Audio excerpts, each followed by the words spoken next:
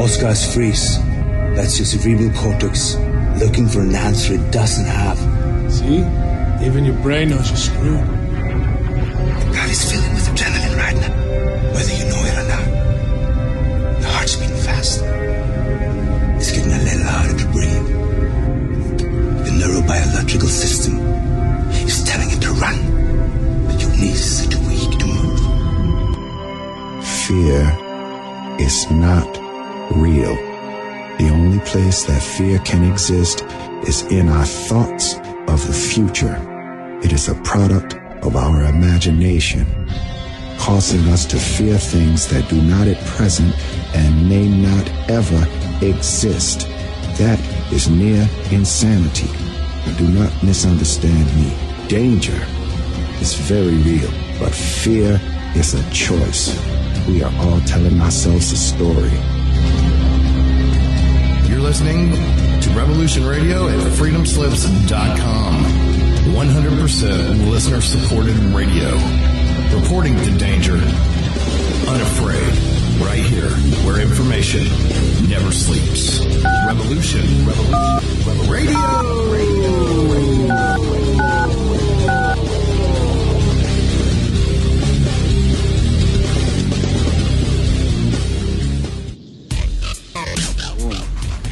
At the banks. Open your eyes to the banks that are robbing you. You know who my favorite president was? Who? Thomas Jefferson. Because he saw all this coming and tried to stop it. He fought the banks. JFK too, and they killed him for it. The banking institution is more dangerous than an army, he said. He also said that every generation needs a revolution, Jimmy. The American dream is just that. Just a dream. War is a continuation of politics, only by other means. Politics is a continuation of economics by other means. This is our bank. This is our war. And this is our plan of attack. Banks have become an essential threat to our democracy. So consider this justice. Thank you for listening to Revolution Radio at freedomslips.com, the #1 listener-supported radio station on the internet. Please help support this station so this battle can continue forward. Revolution Radio!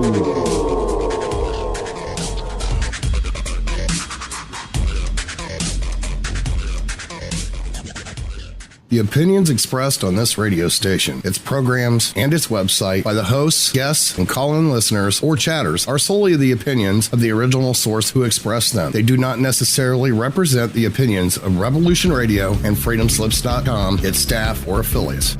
You're listening to Revolution Radio, freedomslips.com, 100% listener-supported radio, and now we return you to your host.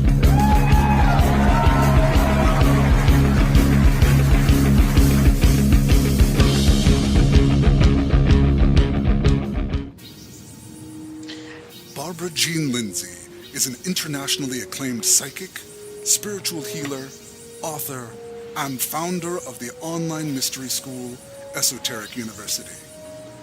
As the Cosmic Oracle, she is a conduit to the powers that be to answer your questions about your future self, past lives, current career, love. She shines light into the darkness to illuminate what was, what may be, and beyond. The readings and advice given by Barbara Jean Lindsey are for entertainment purposes only, should not take the place of any medical, legal, or financial advice given to you by a qualified professional, and are not a substitute for medical, legal, or financial advice. If you need a doctor, call a doctor. If you need to be expanded, call the Cosmic Oracle.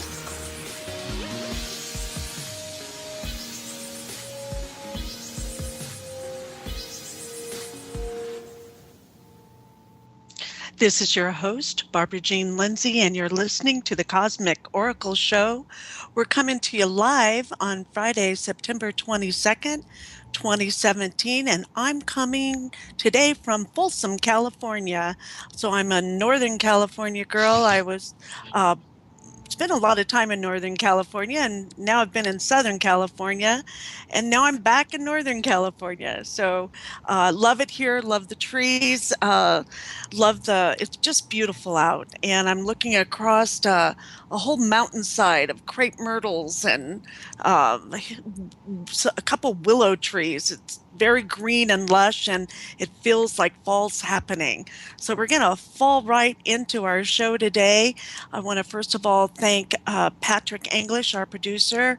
How you doing, Patrick? Oh, I'm fine, Barbara. Thank you. How are you? I'm doing great. I like Northern California. I had to bring a sweater and some Uggs already, but I'm doing good. I'm doing good. How are we doing with the station's donations? Well, at this juncture, out of the 2575 I see we need, I don't know what happened to the 390, but I wouldn't discount it. But nonetheless, we are at 1730. And so we are needing to come on. We're not far halfway past what we need yet. We are well past the halfway part of the month. So please, people, consider donating. And we need your donations to keep everything going. And that could be $1, $5, $10, whatever you have. Just find that donate button or that support us button and give generously. We make it really easy, and no one gets paid for any of the work that we do here on Revolution Radio.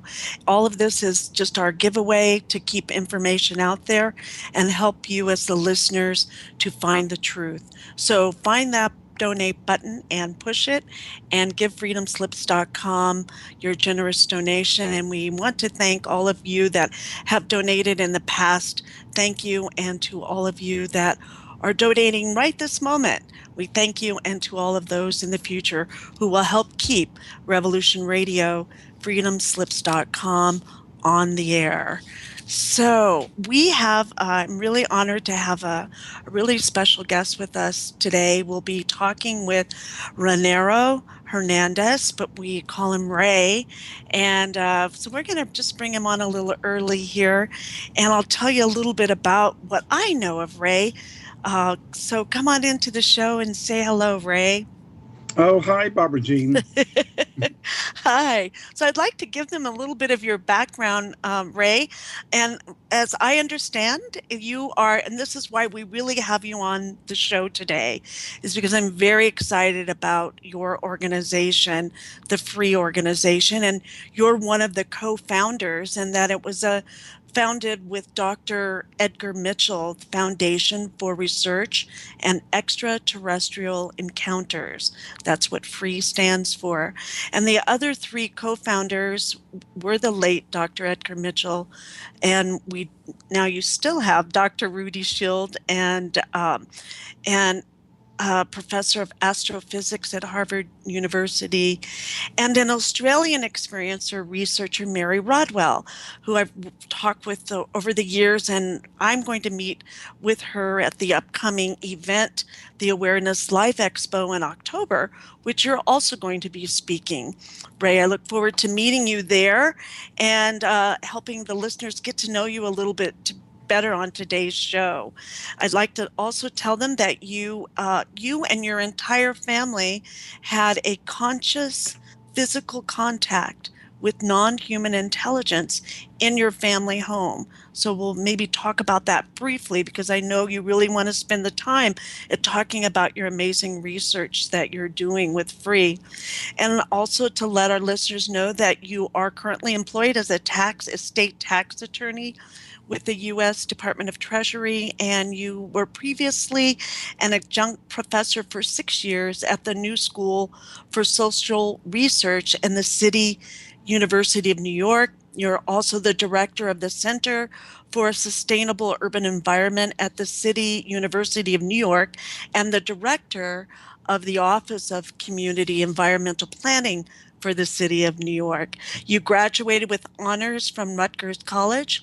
You were an honors student master's candidate at Cornell University and was a Ph.D. candidate at UC Berkeley in city and regional planning, where you were a recipient of a National Science Foundation Ph.D. fellowship. And now you reside with your family in Miami, Florida, and you're an Irma survivor, right, Ray? Most definitely. My whole backyard got pummeled, but luckily everyone is safe and healthy. That's fantastic. Fantastic.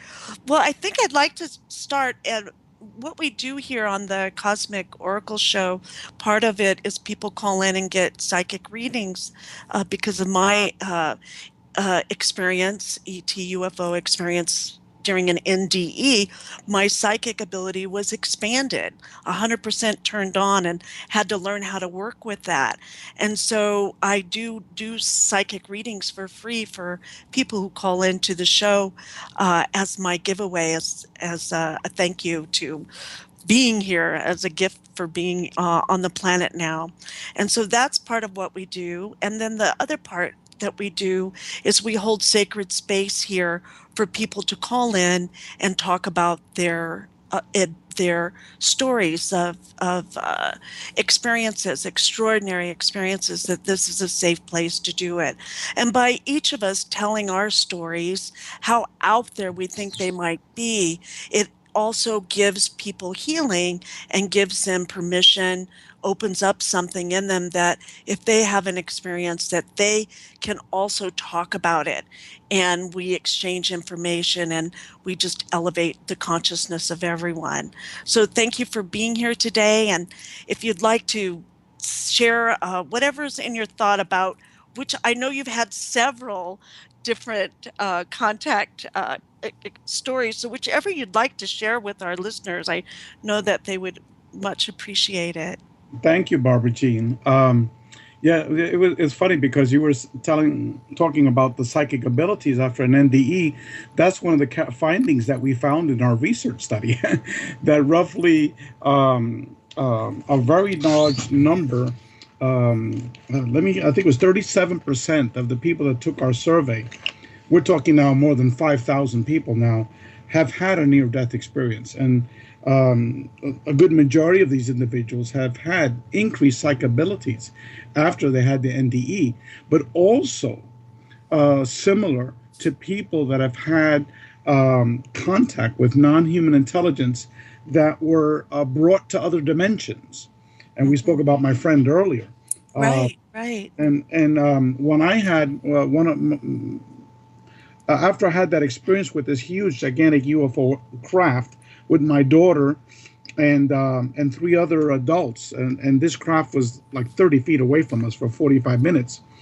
For about 18 months afterwards, I also had an increased psychic ability, but in the form that when I met people, I was able to identify whether they were some type of an experiencer. Either they had an NDE, they've had out-of-body experiences, that have had seen UFOs, or what we at FRE.E. are calling the contact modalities.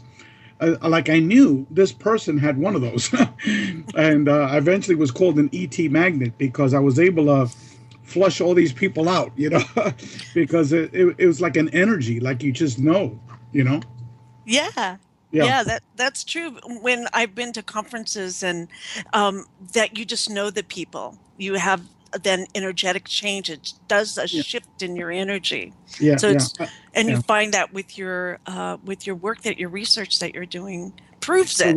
Correct. We're demonstrating it. Because a lot of it was anecdotal information that a lot of people are circulating one-on-one, like you and your listeners. You go to conference, you talk to someone else. We have actually documented this in a scientific, academic way, what we're just talking about, and so much more.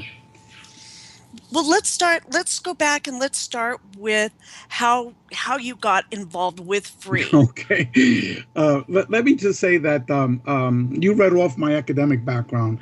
Basically, I was an academic. I went to Berkeley for a Ph.D. and the Berkeley Planning School was the #1 planning school in the country. So I was at the highest level of academia. And then I'm now an attorney, a tax attorney of all things. And so here I was, a total atheist. I had not 1 ounce of spirituality, and had zero interest in UFOs, the paranormal, esoteric literature, you name it. And then in March of 2012, we had a dog that was 15 years old, a Jack Russell Terrier, that was completely paralyzed. He had a stroke.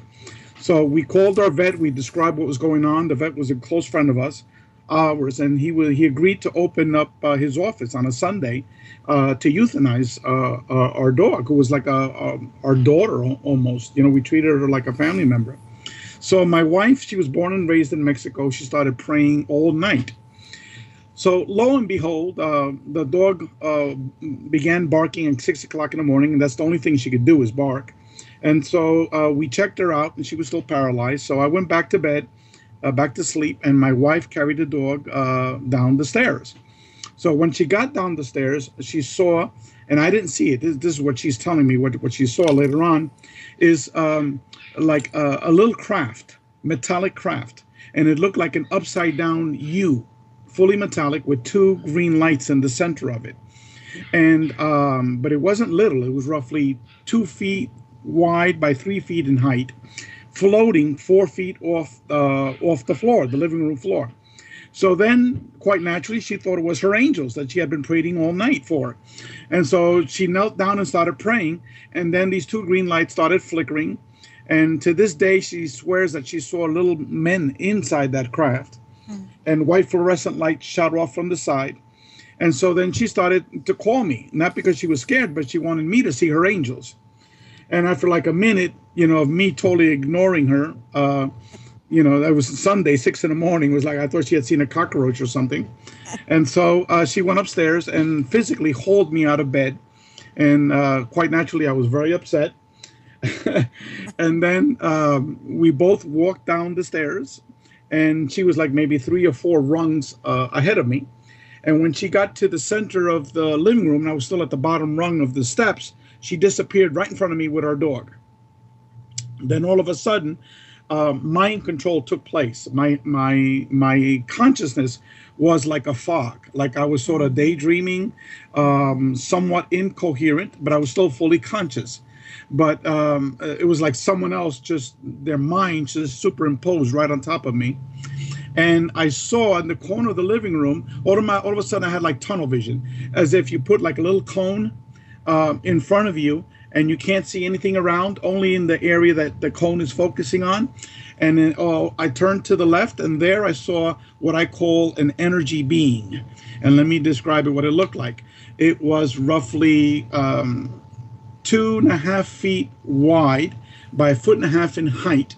And it was like plasma energy floating like a heat wave in the desert, those mirages that you see. It was like that, multicolored, multiple colors, semi-translucent. And then I did something that for many, many months I could never explain to myself why I did that. But basically I looked at it, and then I waved my hand at it, and I said, bullshit. This is what you got me up here for this junk. I didn't even care that my wife had disappeared. The dog was gone. It was like, this is what you got me up for. And I waved my hand at it, and I turned around, and then I went to bed. I put my hands on my chest, and then I was knocked out immediately. 45 minutes later, when I woke up, I was fully conscious, and I was like, hysterical. And I ran down the stairs, and then poof, my wife all of a sudden reappears. The dog is running around the living room like she's a teenager. And my wife is yelling in the middle of the living room, hallelujah, hallelujah, the angels cured her, the angels cured her, in Spanish, Los Ángeles lo sanaron, Los Ángeles la sanaron. And in my head, it was like an atom bomb exploded in my head, And then it was 2 different stories, because to her, she had gone down the stairs, she looked down, and all of a sudden, our dog, Nana, was running around healthy, and she started to celebrate. But it wasn't until 6 months later when we finally called MUFON, after like our 3rd major event, that someone from MUFON came, and she explained to us something called missing time, which I'd never heard of before. And she explains that's what happened. Your wife was gone. She wasn't there. She had 45 minutes that she had totally missed. And you were knocked out for those 45 minutes. And when you came back, your wife thought that she was there the whole time. But I knew she wasn't because we had looked at the clock. And we had two different stories. And the reason why, because my wife was not there when I was seeing that energy being because she was gone. Mm-hmm. And so it was total chaos and bedlam, for the rest of the day. And I didn't know whether this was UFO related or paranormal related or, what the hell was going on. And it wasn't until 2 months later that our dog woke my wife up at 3:30 in the morning. And instead of going through the back door, the dog was jumping on the front door. Now, mind you, our dog, before she became paralyzed, she had severe arthritis. She couldn't run, she couldn't jump. She was like an old lady on crutches, okay? Now she was like a teenager, running and jumping like a young pup. And so anyway, my wife opened up the front door. The dog ran outside through the front. And she heard this loud noise, like a 747 jet was right above her. Then all of a sudden she looked up and it was a huge, gigantic UFO, like about a block from our house. And she saw all the windows, the stained glass windows, all colored windows all the way around. And she says, "Oh, my angels came and visited me last night," And I was like, "What the hell are you talking about?" And then she described it, what it looked like. I said, and she drew it for me. And I said, "What you saw was a UFO." She says, "I don't care what you call it. My angels came last night. They came and visited me, Because remember, she was praying all night for an angelic intervention and it showed up. Right. So then she went to Mexico, like a month later. She stayed a month in Mexico with her family. And there she had multiple episodes of calling down crafts. And one craft actually hovered over Veracruz Airport for an hour, stopped airport traffic. It was in the news. They had video of it. They had photos. It was in the front page of the newspaper, the local newspaper. And Veracruz is a large city. It's like more than 1 million people. So everyone knew about that event. And then, because she had gone to her sister's roof trying to call her angels to come back again, and they never came. So she went downstairs an hour later. Her sister was like, Dulce, look what's on TV. And then that's when, my wife realized it, that, she had called it down, but she didn't tell her sister. Okay. And then like a week later, there was another event that she hooked up with a cousin that had many contact experiences and had seen many UFOs. So then the cousin said, "Look, at 9 o'clock, let's try." They had just finished the baptism birthday party. 9 o'clock, let's try to call down a craft. So they both went their separate ways. My wife went to another sister's that lived up in the mountains, and the cousin went down the coast. So at 9 o'clock, the 2-car caravan that was leaving the Veracruz up to the mountains where the sister was living, all of them saw this big gigantic UFO descend from the sky, beam down a blue light in front of the lead car where my wife and his sister and 2 nieces were, and it was there for about a minute, and then it descended up. There was another experience where my wife saw these 3 human-looking beings dressed in white monk's robes that floated right in front of her. And I know that there was a couple of other experiences, but my wife just doesn't want to talk about it, And then with me, my next major experience was 6 months after the first event. I had seen this video of this guy named Prophet Yahweh where he calls down these UFOs. And I was waiting for a friend to give me parking tickets. I was going to do him a favor. I was going to do a motion to consolidate. So I said, okay, I'm killing time. Let me try to call down a craft, So it wasn't really sincere. But then once I got into it, I became very, very sincere. And like I was calling down an angel, that's like my wife, And so like after 15 minutes of me repeatedly, asking to see them, that I want to give them my thanks. My wife had seen them and personally thanked them. I wanted to do the same. After 15 minutes, I was like, what a stupid jerk I am, calling down a UFO. I'm going crazy here, And then immediately I look up, and right on top of my neighbor's roof, like 5 feet from his roof, was a football stadium, like where the San Francisco 49ers play, a huge thing like that, on top of my neighbor's roof. It was huge. It was like 100 meters up, and it went back like 600 meters, and I could have sworn it went back like 3 or 4 blocks, and it was hovering, and the back end of it was hovering over a 6-lane highway that we have where I live. And so, and that was for 45 minutes, and there was total mind control that took place during that event. Okay. And then I had a series of NDE type of experiences, which are very, very lengthy. I won't go into the details. But basically, after I saw that UFO, for the next 4 months, I did nothing except read NDE and consciousness books. And I'm not talking like a casual reader. This was 18 hours a day. I didn't do any work. I didn't do anything. I was like a crazy man. I didn't hardly shave. I hardly bathed. I was a crazy man. My wife was going to divorce me at that point. And then 3 days in a row, December 21st, 2012, December 22nd, 2012, December 23rd, 2012, the very first 3 people I ever talked to about NDEs, all of them had NDEs. The first one was my daughter's pediatrician. The second one was this man at church, which I never met before. And then the third one on Sunday, the 23rd, was my own father. And it was at that date that after I met with my father that I looked up in the sky, and for the first time in my life, I talked to God and to these entities, which I can consider them, non-human intelligence of like people see like angels with these type of abilities and powers. That I communicated with God for the first time, and I thanked Him and these entities for totally converting me from an atheist into someone who not has a belief, but I know that I'm an eternal spiritual being. And then roughly 5 months after that, there was another major experience. I'll talk about that in the conference in more detail, but it's quite lengthy. But it's how FREE got started. What happened was in May of 2013 now, I was driving my car going into downtown Miami, and all of a sudden, I'm not in my car. I'm just pure mind. And everything is all dark all around.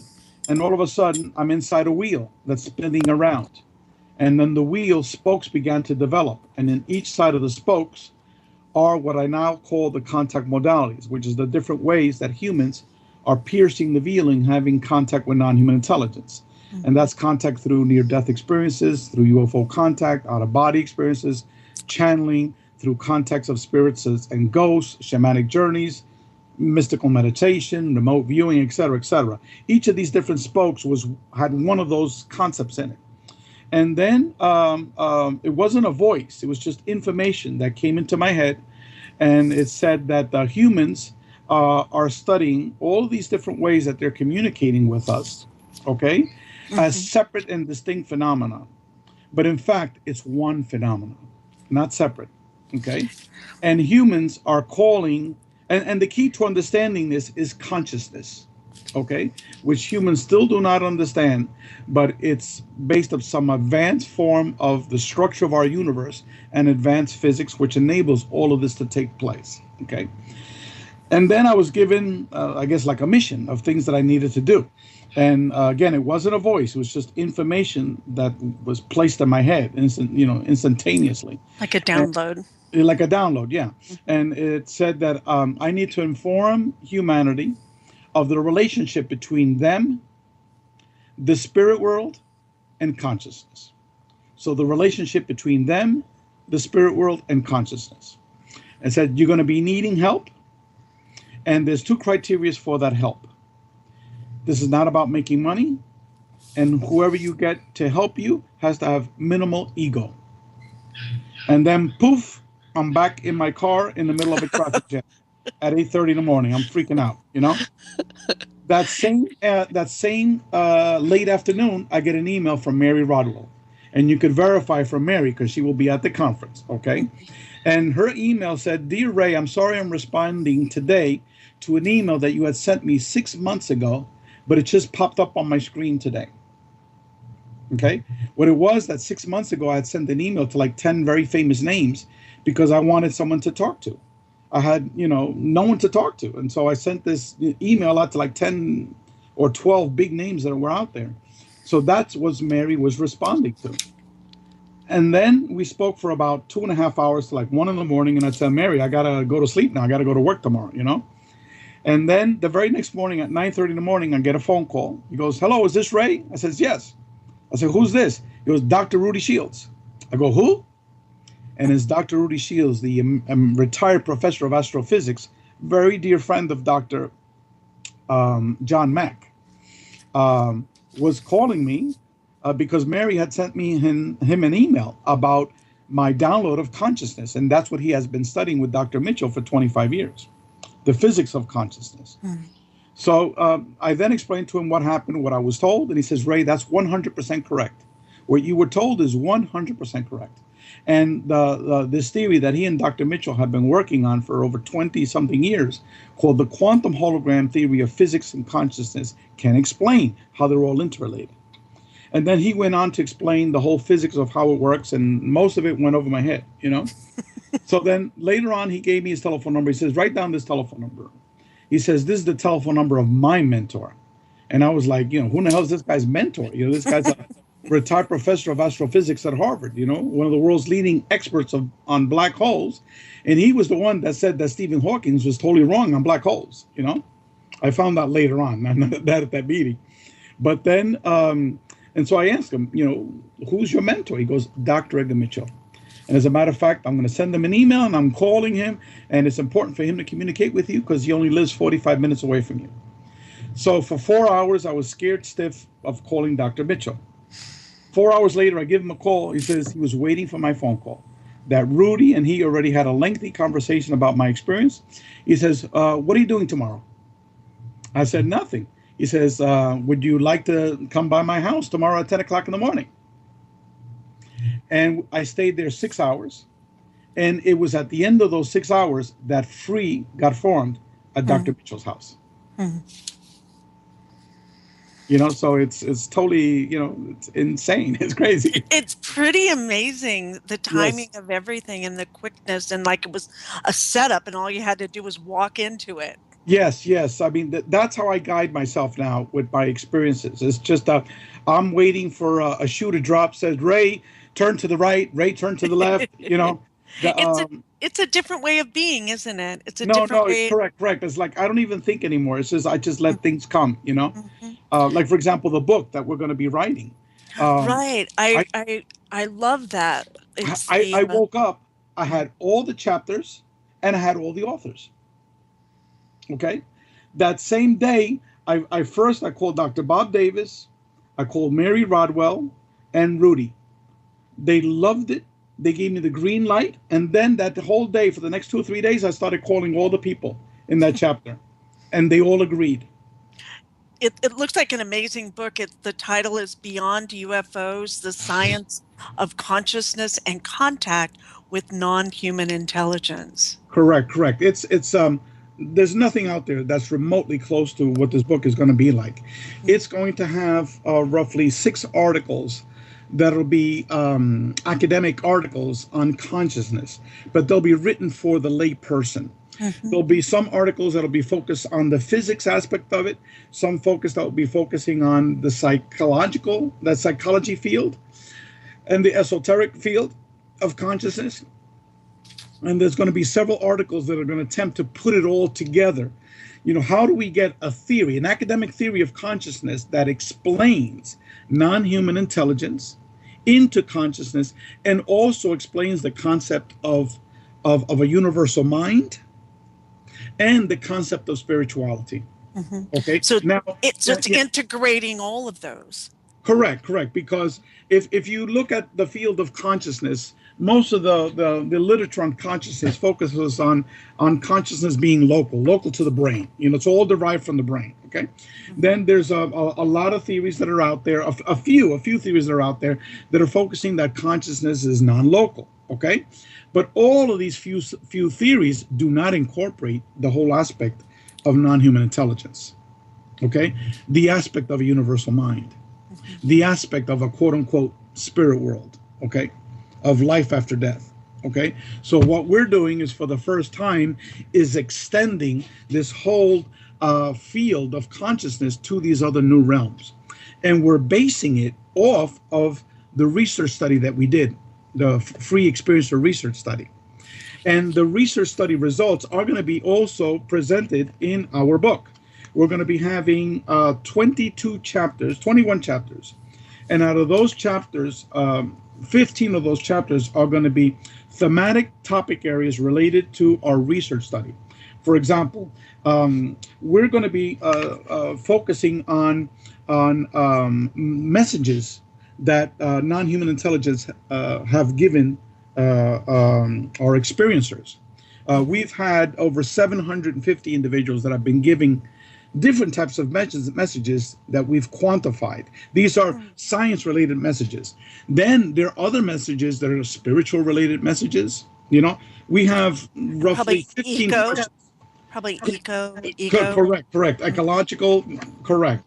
That's one aspect of it. The other aspect of it is how the experiencers have been transformed.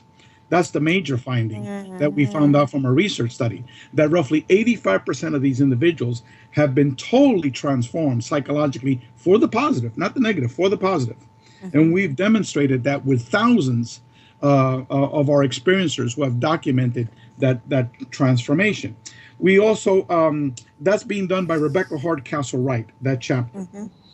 Kathy Martin is going to be writing the chapter about the messages that the experiencers are receiving according to the different categories. Reverend Michael Carter is writing a chapter on the spiritual transformation that's taking place with the contact experiencer. Dr. John Klimo and Susan Manowich, both of them experiencers, are writing on the scientific downloads that experiencers are receiving.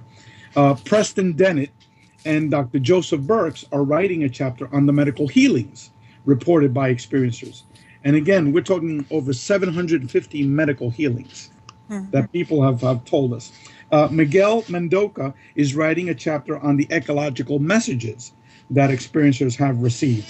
Rosemary Ellen Gailey is writing a chapter on the Kundalini experiences of the experiencers. Dr. Barbara Mango, who wrote her Ph.D. on NDEs and herself is an NDE experiencer, she's writing a chapter comparing near-death experiences, out-of-body experiences, and UFO contact experiences. And that's a lecture that I recently gave at the Boston chapter of IONS, the International Association for Near-Death Studies. And so what I did is I asked her to amplify upon that lecture, because we've found now over 40 commonalities between NDEs, out-of-body experiences, and UFO contact experiences. And probably one of the world's most famous paranormal author, Brad Steiger, he's written almost 200 books on the paranormal. He's going to be writing our conclusion. And on top of that, we're going to be having all of our professors that are writing a series of academic articles synthesizing the research study. Myself, Dr. Bob Davis, Rudy Shields, Dr. John Klimo, Dr. Claude Swanson, who's a PhD physicist from Princeton, Giorgio Piacenza, and Dr. Russell Scalpone, who's our PhD statistician. We are going to be publishing an article that's going to be published in the Society for Scientific Exploration, which is an academic journal. And that's on phase 1 and phase 2, a summary of phase 1 and phase 2. And then Dr. John Klimo, who's one of the few academic scholars that have focused primarily on the paranormal. He's retired now. He's going to be writing an analysis of phase 3, which is our qualitative instrument. So maybe at this point I should tell people what the hell our study is all about. You've read my mind. Okay. I was talking about the book. All of what I told you is our book. It's, and when is that coming out? When do you expect that to come out? We expect it to come out April or May of 2018. Okay. And so we look forward to that. Yeah. And once again, the title of our book is Beyond UFOs. The reason for that is because what's really going on has nothing to do with nuts and bolts. Okay? That's just a little camouflage to entertain the masses out there. What really is going on is so much more complex. And so the UFOs can be the beginning. It's like it could be a beginning for someone to step into all this. Correct. Yes, correct. Yes, it's like an awakening. Mm-hmm. And just like an NDE, an OBE is like an awakening. But it's awakening to something much, much more profound.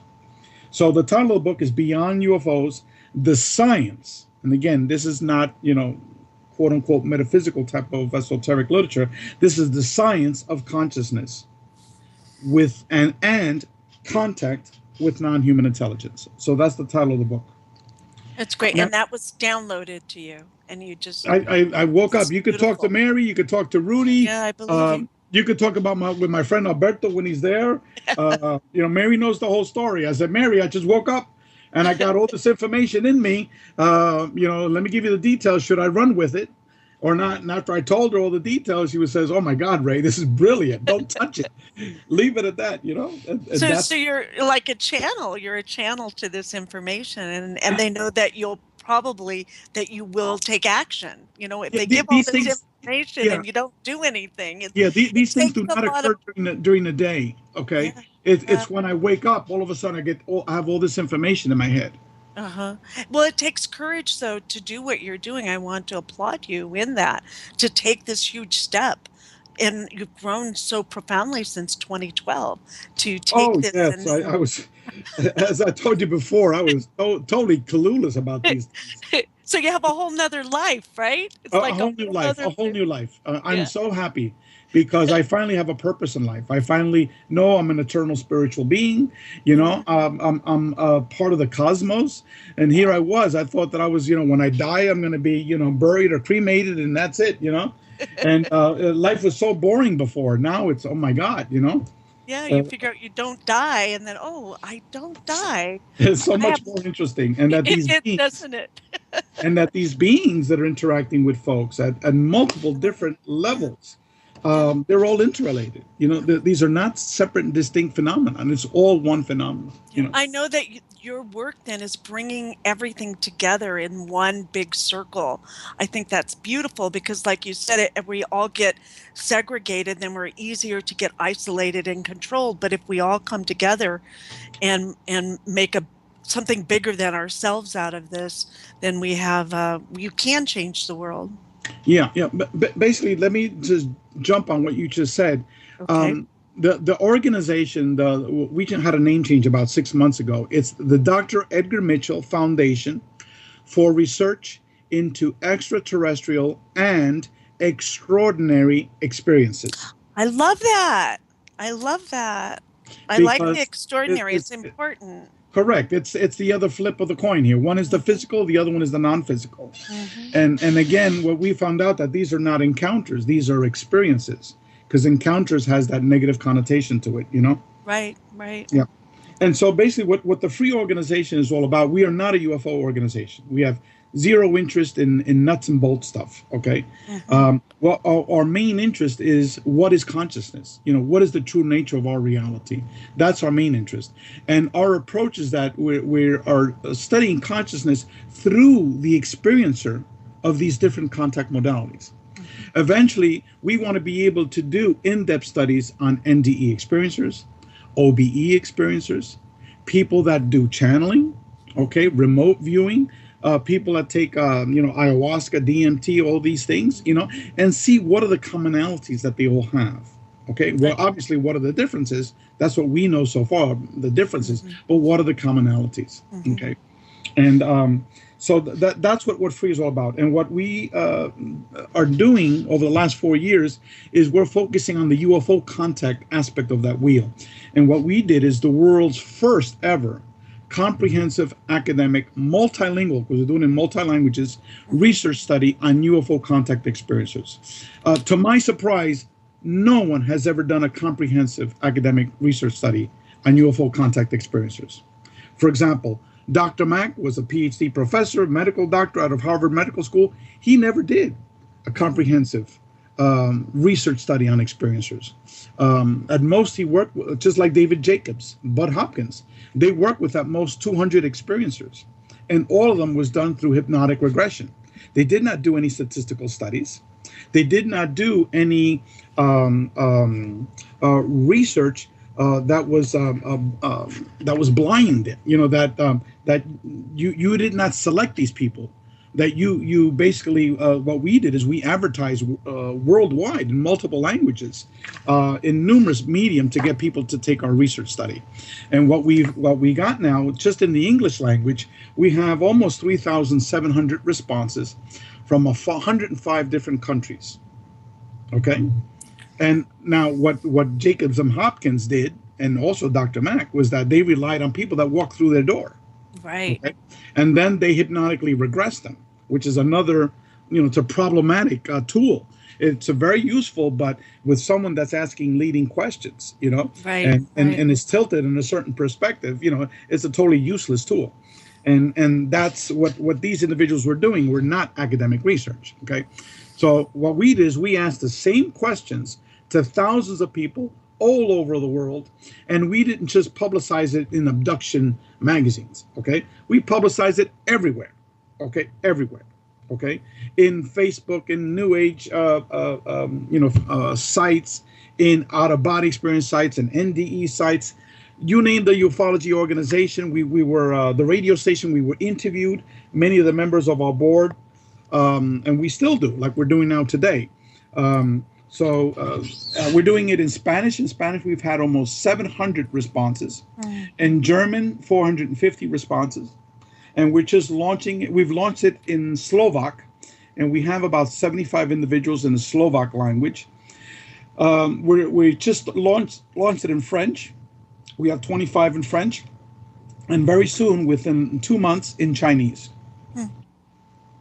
And the findings that we've got are totally totally going to be rocking this field if people bother to take the time and actually, to listen to it. Because, for example, what we found was that over 85% of the individuals have stated that their experiences have been positive. I remember you saying that, and I thought that was so important because a lot of the times you get a fear-based interaction that's going on and being put out there. So I thought, again, it's without data. All this stuff, you go to to YouTube, you go to all these websites and have all these ugly-looking small grays, and all these articles about I was raped and sodomized, I was this and that by all these beings, and when I started researching this field, I quickly learned that it was sheer nonsense, because all these so-called researchers were contradicting each other. A lot of the information that people were given was through direct channeling. They wrote books and books and books on the evil, grays through channeling, things of that sort. You've had anecdotal stories, many anecdotal stories. And what we did was that, yes, people have perceived negative experiences with these beings. But let me, if I could go into some of the specifics here. For the different types of beings, 55% of these individuals have had physically seen. This is not through lucid dreams or anything like that. These are physically or hypnosis. Or hypnosis. We asked individuals to answer our surveys based upon conscious, explicit memory, and not on hypnosis and not on lucid dreams. Okay. And why did you do that? Because, for example, I took a Dolores Cannon course, the 3-hour Dolores Cannon course. Now, does that allow me to do hypnotic regressions on other experiencers? Okay. You could have literally 1 million people doing hypnotic regressions on individuals. And all of a sudden, in my hypnotic regression, I found out that, this experience and that experience and that experience. That type of information is so problematic. And any type of academic journal would immediately throw that out. So we asked individuals through conscious explicit memory. Now, in phase 3, where people are asked to write out the details of their experiences, we asked them to detail whether that information came from conscious explicit memory, through a lucid dream, or hypnotic regression, or through channeling. Okay? So we did allow that in phase 3, but we were asked to identify where it came from, the source of it. Okay. That's important. Yeah, correct. And that's never been done before. Like, you have all these so-called quote-unquote researchers, all the famous names that are out there. I've spoken to some of these people that they've interviewed. And when I got into the detail with some of these individuals, you found out that a third of it was via lucid dream. Another third was via hypnotic regression. You know, a quarter of it was via channeling, and maybe another small percent was actual conscious explicit memory. But when, for example, Linda Moulton Howe is interviewing these people, she doesn't ask them, you know, what was the source of that memory, okay, of that memory recollection, okay? It's very, very important because there's different grades of reliability associated with all of these type of experiences. So what we found out was that 55% of these individuals had interactions with energy beings. And let me give you the negative perception. Only 6.7% view these experiences as negative. And that's with almost 5,000 people, correct? Correct, yeah. 52% human-looking beings, okay? Those are the number two. And out of those, 5.2% said the experience was mainly negative. The small grays, 50% of the people had interactions with small grays. And lo and behold, no one knows this, 11.5% said the experiences were mainly negative. That's it, 11.5%. And they take up so much of the energy and time in the information that's being put out there. Correct. Then it's all bullshit that's circulating out in the internet. It's bullshit. Okay. Our study is the only study that has been done, academic study, to quantify experiences from all over the world, answering the same questions. The spirit and ghost type of beings, 47%, 7.4% said it was mainly negative. Okay. The tall grays, 34% of the individuals had experiences with tall grays. 12.4% said it was mainly negative. The reptilians, the evil, dreaded reptilians, okay? 25% of the people had experiences with the evil, dreaded reptilians. Well, guess what? Only 23% stated it was mainly negative. 23%. And when we asked, I could go down, the insectoid was 21% of the people had experiences with insectoid, mantis type of beings. Only 9.5% said that it was negative. Then we had the small animal types, the tall animal types, and that was 14 and 13%. And again, for the small animal type was 6% was mainly negative, and the tall animal types was 9.6%. Now, when we asked for these people, these 15% that stated their experiences were negative, okay? Universally, these people were people that were scared because of the ontological shock. That was one category, okay? Ontological shock means that all of a sudden you're freaking out because there's a little ugly-looking being right on your bed, you know? And you freak out because of that. So that's the ontological shock. The other thing is that many of these beings were perceived as very ugly, okay? And i.e., because they were ugly, like the reptilians or the small grays, many people perceive them as negative, okay? Versus if a nice Palladian came to you, you know, it was, you know, a small, tiny number of the Palladian types, you know? The human-looking beings was just 5.2%, okay? And again, the vast majority of these human-looking type of beings were not the stereotypical Palladian types with the blonde hair and the blue eyes, okay? Most of them were beings that looked just like us. Most of the time, they were taller, you know, 7 feet tall, dressed in white, okay? Like monk's robes or in like a Roman tunic type of thing, okay? And what was the percentage in the white robes, the 7 foot tall white robes? Well, the human-looking beings, a good majority of them were seen that way, okay? And then in terms of the white robes, I would have to get the specific number because we asked people, did you see beings with robes? And then we asked them to describe the actual, the color of the robe. Let me see if I find that real quick. Yeah. Well, I took your survey. I talked about it on the show before, and I've taken your survey 1 and 2, and I'm still working on 3. Phase 3, yeah, that takes the time. I want to do it right. I want to take my time and do it right. So I've been working with it because I want to make sure if I give you the information that it's correct. And and so with the white robe was interesting because that's who I met on the other side was white robe beings. I never saw their faces. But I did now, see out of those, very, very few, the experiences were perceived as negative. Now, the other, as you're moving along the line of negativity, as you get higher and higher, the next negativity type were people that woke up and they were being examined, okay, on a bed. And these are usually the small grays that were examining them. And that just freaks people out. Now, a good majority of the people that had these types of physical examinations, okay, later on they had additional experiences, which were positive. What we found out was the more experiences you had, the more positive they became, and the more positive you perceived them. Okay. So you're acclimated. You're like acclimated. Well, actually, also the experiences change. Mm-hmm. It's like in the beginning you're interacting with the small grays, and it's strictly, you know, physical and inspection time. Let me check you out, that type of thing. And then later on, when they get brought up to the craft again, they're allowed to walk around the craft. Eventually, with time, many of these people are allowed to actually, you know, manipulate the craft, drive the craft, you know, operate the craft.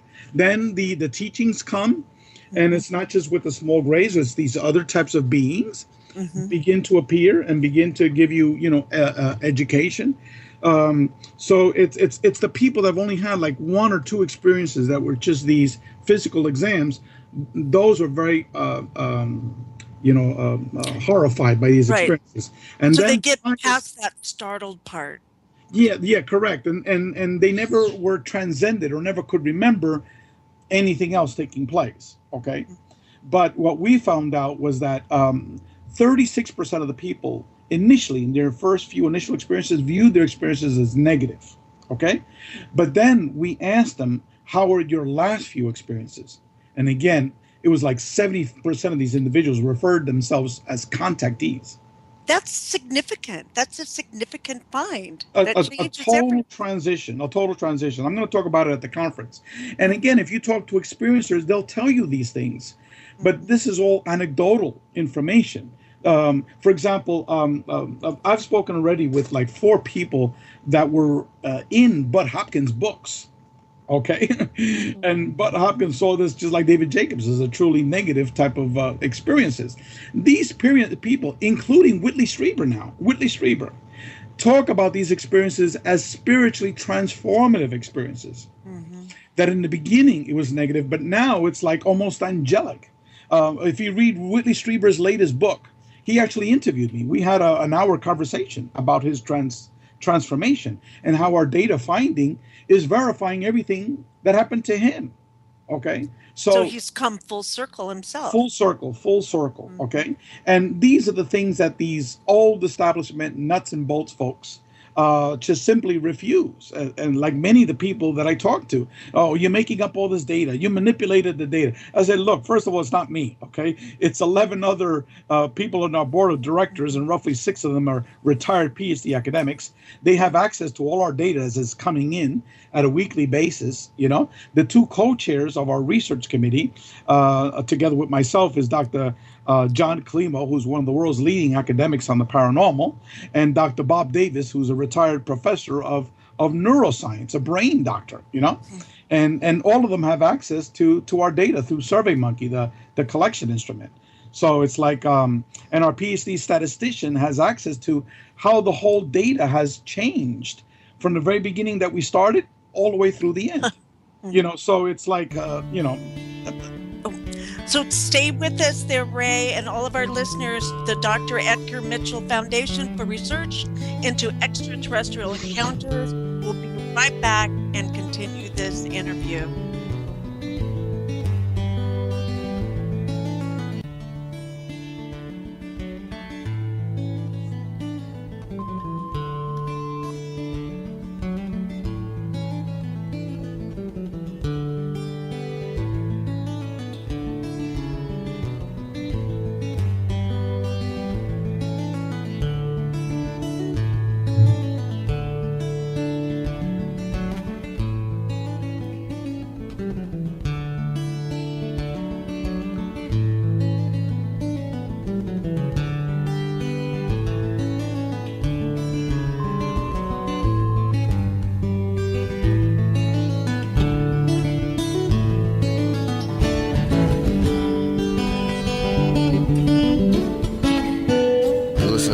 Radio at freedomslips.com, and we'll be right back after this message.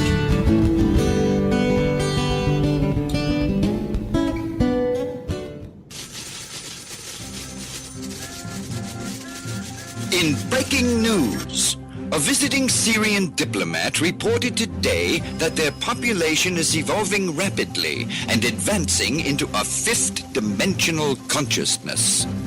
They are seeking peace with all cosmic cultures, which may mean that the Earth will be asked to join the prestigious Galactic Federation of Light Alliances. Please join Debbie West and Michael Hathaway on Lost Knowledge, Saturdays, 3 p.m. Eastern Standard Time in Studio A, for the latest breaking news on the Star Visitors' peaceful contact and the ongoing project of cleansing the Earth. Who are you? I am the architect. I created the Matrix. I've been waiting for you. Why am I here? You are the eventuality of an anomaly which, despite my sincerest efforts, I have been unable to eliminate from what is otherwise a harmony of mathematical precision, which has led you inexorably here. You haven't answered my question. The Matrix is older than you know. As you are undoubtedly gathering, the anomaly is systemic, creating fluctuations in even the most simplistic equation. Choice. The problem is choice. Right here at Revolution Radio, freedomslips.com. Be here Wednesday evening at 8 p.m. Eastern Time for Private Eye Matrix Revealed with Monique Lassonde.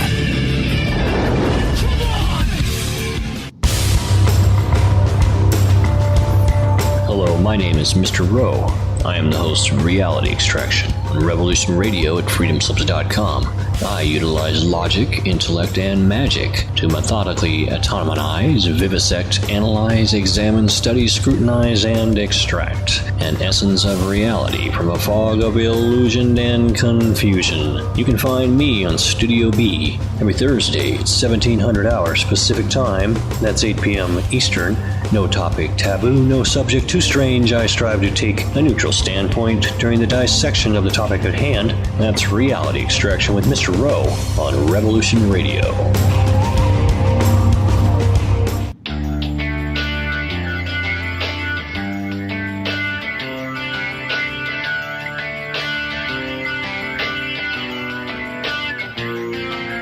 This is Thomas, a.k.a. a Mad Painter. I'd like you to join me Monday nights, 10 p.m. Eastern Standard Time for Open Canvas. Don't forget to bring an open mind. Yes, folks, that's right. Bring an open mind to an open canvas. Again, that is Monday nights, 10 p.m. Eastern. UFOs to government corruption. This is Revolution Radio, freedomslips.com. You don't need to expect us. We're already here.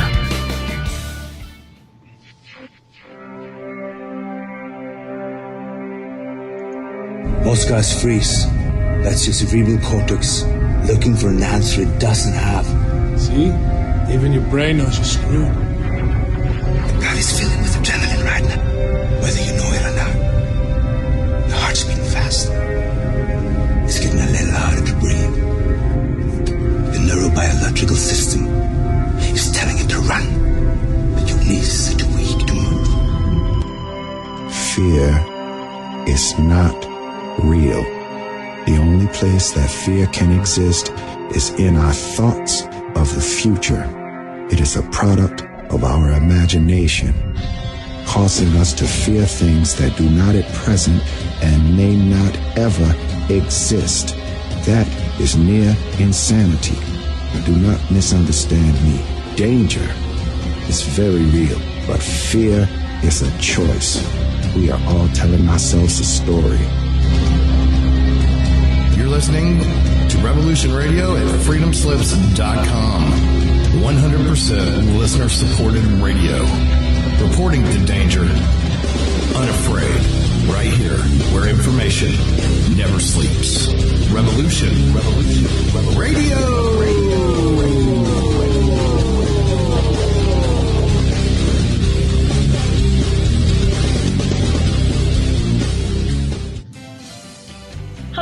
This is Maggie Rose McGrath of The Concord Show. And co-host Marine Corps Map, coming to you on Monday and Tuesdays in Studio A, noon to 2 Eastern. And Studio B on Wednesday nights, 10 p.m. to 12 a.m. Eastern, with educational, instructional, information, and situational updates, often with wonderful guests on the current landscape in the U.S. and overseas. This is a go. We are with you, side to side, and back to back. Please join us on Monday through Wednesdays, as well as other hosts and guests here on Revolution Radio. We're not gonna take it anymore. That's right, we're not gonna take it anymore. We said we're not gonna take it anymore. That's right, we're not gonna take it anymore. The opinions expressed on this radio station, its programs, and its website by the hosts, guests, and call-in listeners or chatters are solely the opinions of the original source who expressed them. They do not necessarily represent the opinions of Revolution Radio and freedomslips.com, its staff, or affiliates. You're listening to Revolution Radio, freedomslips.com, 100% listener-supported radio, and now we return you to your host.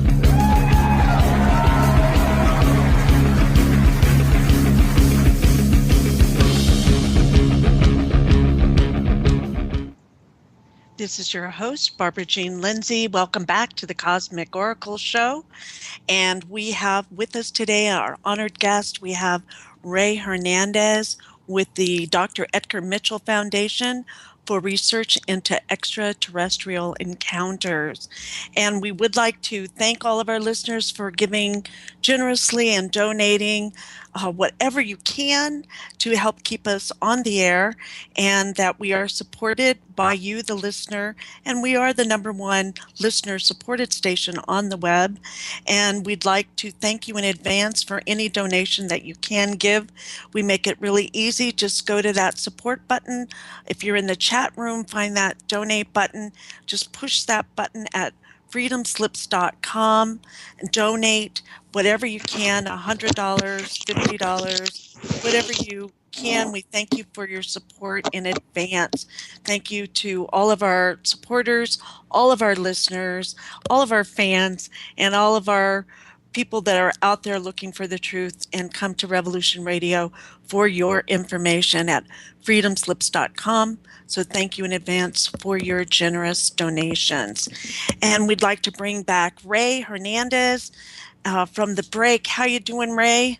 Excellent, Barbara Jean. Thank you very much. You're welcome. You're welcome. There is so much that you're doing that 2 hours, it could take us 2 days, and we'd probably just get to the beginning of it in some ways. So yeah, I want to make sure that you have all the time you need to talk about what you're doing there with the F.R.E.E. organization. We found out how it got started, your experience, and then connecting with Mary Rodwell and with Edgar Mitchell and with Rudy, and now it's starting to grow into and change itself over the how many years now? When was it first started? It's about 4 years. 4 years now.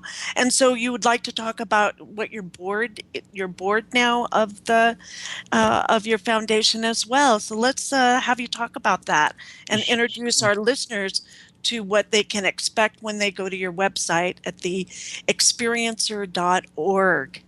Thank you. As I mentioned before, F.R.E.E. is a 501c3 academic research institute. We are a nonprofit organization. We've been certified by the IRS, so we're able to accept tax-free donations, even though we have minimal funding. But that's our situation. But we are an academic research organization. The majority of our 11 members board of directors are retired Ph.D. academics. As many of you know, Dr. Edgar Mitchell had a Ph.D. from MIT, and he also was the founder of the Institute for Noetic Sciences, which is the world's premier academic research institute on consciousness and also energy healing that they've broached out to over the years. And Edgar had worked with many years with many PhD physicists on zero-point energy and on the physics of consciousness. Rudy is a retired, Dr. Rudy Shields is a retired professor of astrophysics at Harvard. He was a very close friend of Dr. John Mack. He was the one that introduced John Mack to multidimensional realities and also to the topic of consciousness. Before Dr. Mack was not aware of these things. And he was the one that really expanded the horizon of Dr. Mack to be able to think outside of the nuts and bolts crowd. And Rudy, who had worked closely with Dr. Mitchell for many years on various theories of the multiverse and consciousness.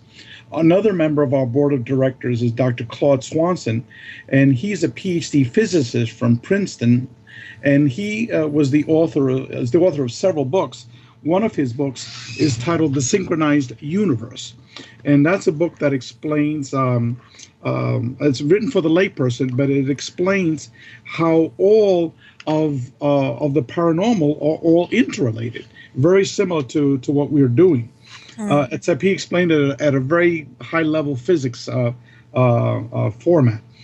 Dr. John Climo was one of the few academics that actually made their living as a PhD academic researching the paranormal. He taught for over 40 years at different universities, and he's chaired over 250 PhD dissertations. 75 of those have been on the paranormal. And the other academic is Dr. Russell Scalpone.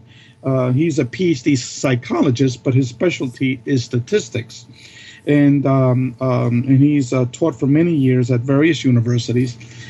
And he's our PhD statistician, and we with a deep interest in ufology and with experiencers. Also, Giorgio Piacenza is an esoteric scholar. He's a consciousness scholar. He went and studied at the John F. Kennedy School in the Bay Area, and that's a school known for consciousness studies. And he's written hundreds of articles on consciousness. And is he a contactee as well, Ray? Well, let me just, without giving names of individuals, I would say more than half of our board are contactees. Yeah. Okay. So it's that's why we have this interest, you know. And then we have Mary Rodwell, which you know quite well. To me, Mary is the world's leading non-academic researcher on contactees. That's Mary Rodwell. Kathy Martin, who herself is a contactee. She finally admitted it several months ago. And she has told me, and she has gone publicly, that she's been getting messages since the 50s. Okay? She has contact with non-human intelligence, just like her aunt, Betty Hill. And she's been working with experiencers for over 30 years. She's written several books with Stan Friedman as well, 3, I think, books with Stan Friedman. And she's the head of MUFON's experiencer research team or something like that. I forgot the formal name of it. But before it was abduction research. But then once Kathy got in there, Kathy basically told everyone else that, look, this is not just about abductions. This is much more complex than just abductions. And I'll talk a little bit about that in a little while.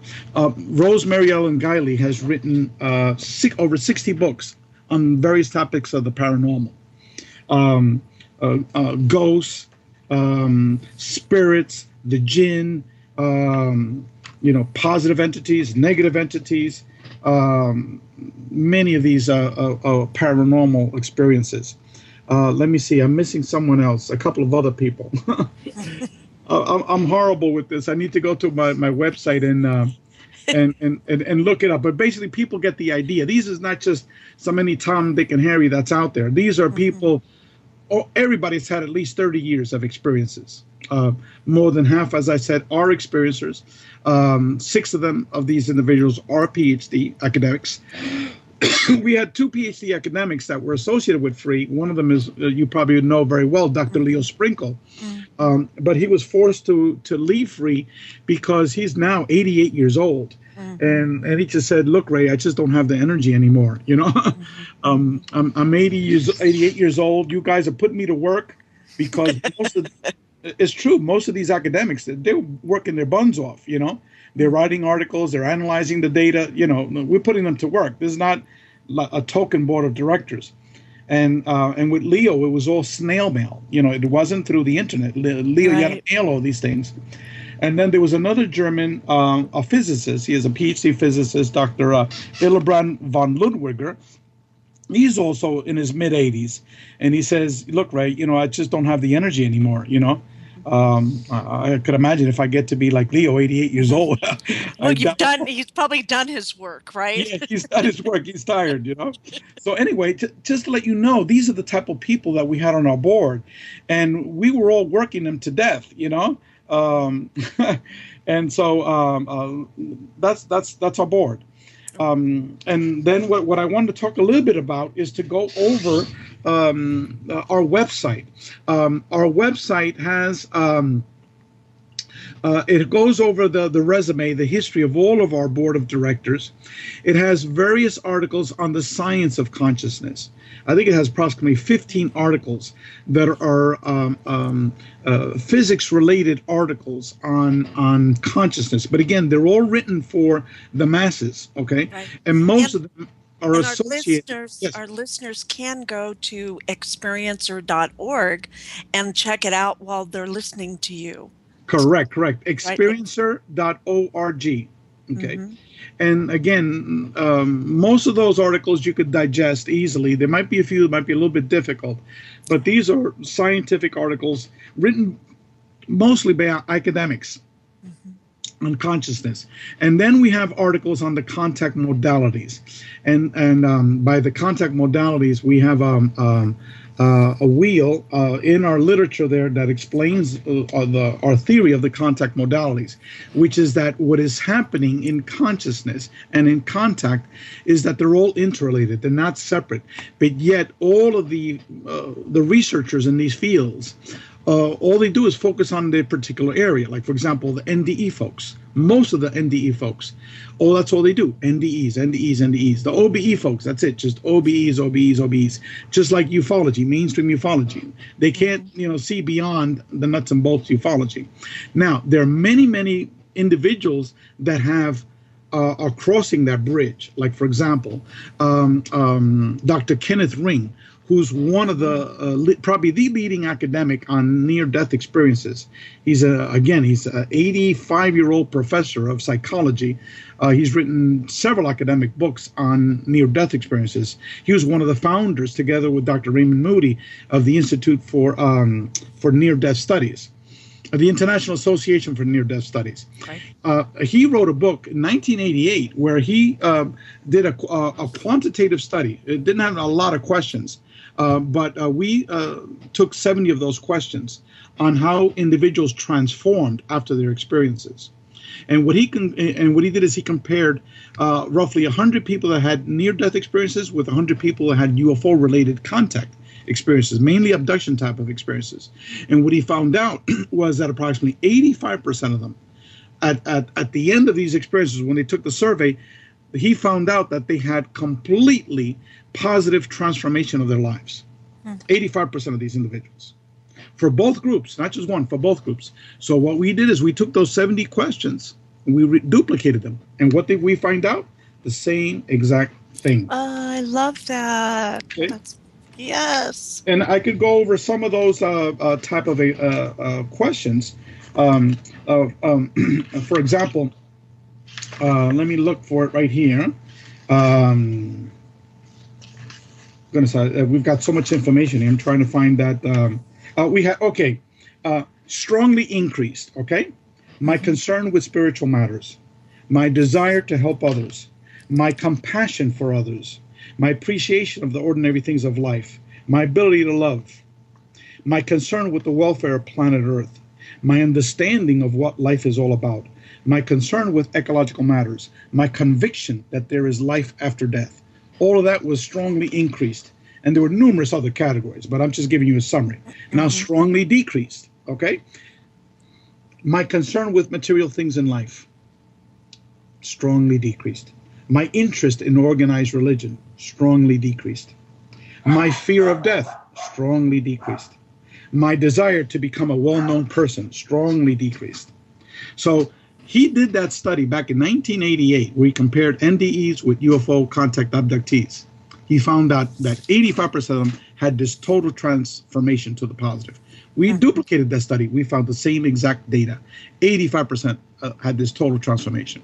So for me, it's let all these ETs contact as many people as they want all over the world. Okay? And again, this is data. This is hardcore data. This is duplicated by a retired professor of psychology where he compared it to NDE experiencers. And we reduplicated that almost 20 years later. Now, Dr. Kenneth Ring knows that UFO contact, out-of-body experiences, and NDEs, they're all interrelated. They're all associated. Okay?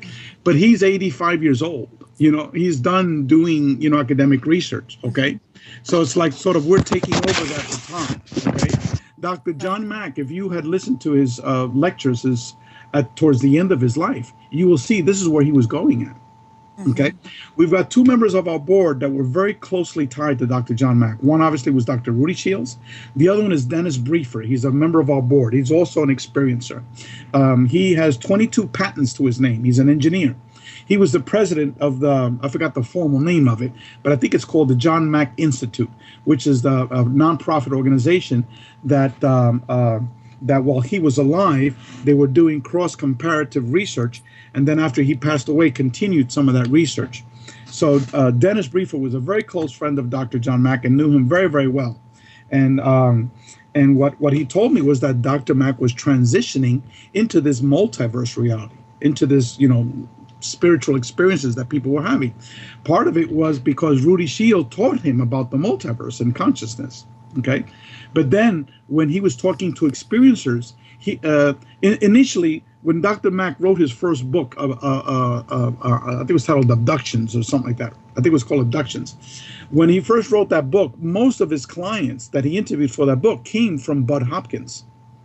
So these are the people already that went through Bob Hopkins' gauntlet, the leading questions, whatever you may have. Okay. Later on, after Dr. Mack published that book, then he had people independent of Bud Hopkins that were coming to him. But they were coming with him with totally different stories.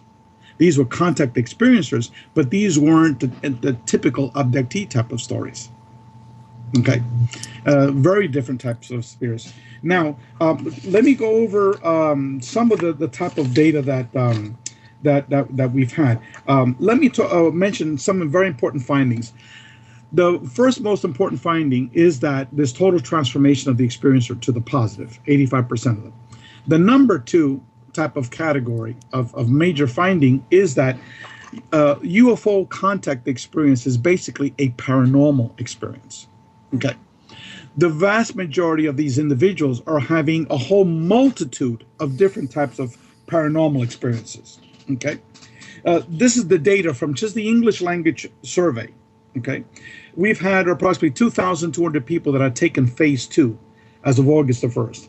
Out of those 2,200 individuals, 1,700 have had paranormal experiences in their house. Okay. The vast majority of them, I don't know, I would have to get the statistical breakdown of that, but that's huge. It's close to 80% of the people, 80% are having paranormal experiences in their home. Now, let me break it down. Okay. 81% have had out-of-body experiences. 81%. Okay? Is that something that ufology talks about? Yeah, that's just huge. Okay, ufology does not talk about that. No, okay? no. Here's another number. 37% who took phase 2 stated that they have had a near-death experience. 37%. Okay, you had an NDE. You mentioned while we were talking. Okay, yes. I had NDE series type of experiences. That's how they showed me that life continues after death. I didn't have an actual NDE, but through these series of experiences, but many people, including Alberto had a near-death experience, the friend that you're going to be meeting that's going to be traveling out there with me. Now, 76% have seen a ghost or a spirit. 67% have had a past life memory. 47% have met and conversed with a deceased person. 29% have channeled a non-human intelligence. 49% have seen their body out in space leaving planet Earth. 49%. Wow. 45% have memories of visiting what is commonly called the spirit world. Okay? 66% have seen orbs in their house, not through a picture, but real life orbs. Okay? That's high. I would think that's high, 66%. 66%, because these are experiencers now. Okay? Now, 46% stated that they saw the orb go through a wall. 82% believe that these orbs are conscious living beings. 47% have seen what is called shadow people, which I've seen. As a matter of fact, I was on a Skype call about a year ago with two of the members of our support group volunteers, and one of them goes, "Ray, what the hell was that?" And what it was, I saw it on my screen, but I acted like it was nothing. It was like this shadow person. You could tell it's a formal body, just quickly runs right behind me and goes through my window. Okay, one of those patio windows. Okay, so tons of people have seen these shadow type of beings. 60% of these individuals have experienced objects moving in their house. Here's a super duper important finding. 51% of these individuals have had a medical healing on either themselves or a member of their family by non-human intelligence. Yeah, I like that. You have an article in that about a young lady that was cured with cancer. Oh, yes. Laura Kurth. Yeah, Lauren Kurth. Yeah. As a matter of fact, Preston Dennett wrote a book almost 20 years ago titled UFO Healings. Okay. That book got almost zero publicity. Okay. Almost nobody purchased that book, UFO Healings. He had documented almost more than 200 cases of UFO healings. Okay. And yet David Jacobs' books and Bud Hopkins' books, Whitley Strieber's books were selling like hot potatoes. Okay.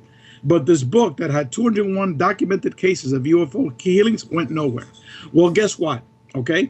Dr. Joseph Burks is a retired medical doctor, also a big-time experiencer, is co-authoring a chapter with Preston Dennett, who wrote that book 20 years ago, on what?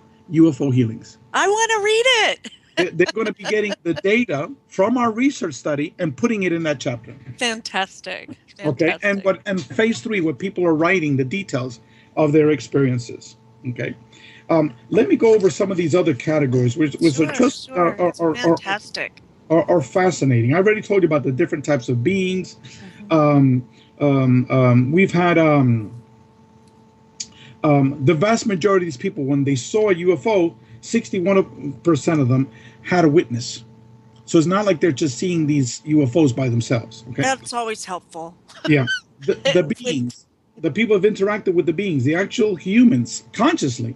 63% have had witnesses. Okay, 72% of these individuals have actually interacted with the beings. Okay, we call them non-human intelligence. We don't call them beings because that puts it like a physical type of entity. Okay, 85% of these individuals have interacted with non-human intelligence more than once. 85% more than once. 54% have interacted with them more than 10 times. More than 10? More than 10 times. 54%. Okay. As I said before, 71% of them feel an expanded consciousness in the presence of non-human intelligence. 66% stated that they felt love from non-human intelligence. Only 9.7% believe that they are bad or malevolent. 62% have stated that non-human intelligence has tried to help them, that these beings have tried to help them. Now, here's another interesting category for all these ufologists that are out there, okay? 84% of these individuals stated that they do not want their contact experiences to end. Okay? 84% no, keep it coming, baby. Okay? Okay, now, let's get into abductions, okay? 68% of these individuals stated that they've had contact with non-human intelligence, but have never been abducted. Okay, so that means... What's that percentage again? 68. 2/3 of people have had contact with non-human intelligence, but have never been abducted. Okay? For example, my wife and I, We've had contact with non-human intelligence, okay? But we have no perception of being abducted, okay? Now, the 32% of these people have stated that they have had what is commonly referred to as an abduction, okay? Now, let's talk about their abduction. We asked these people a question, okay? How would you categorize your abduction experience? Okay, let me get the,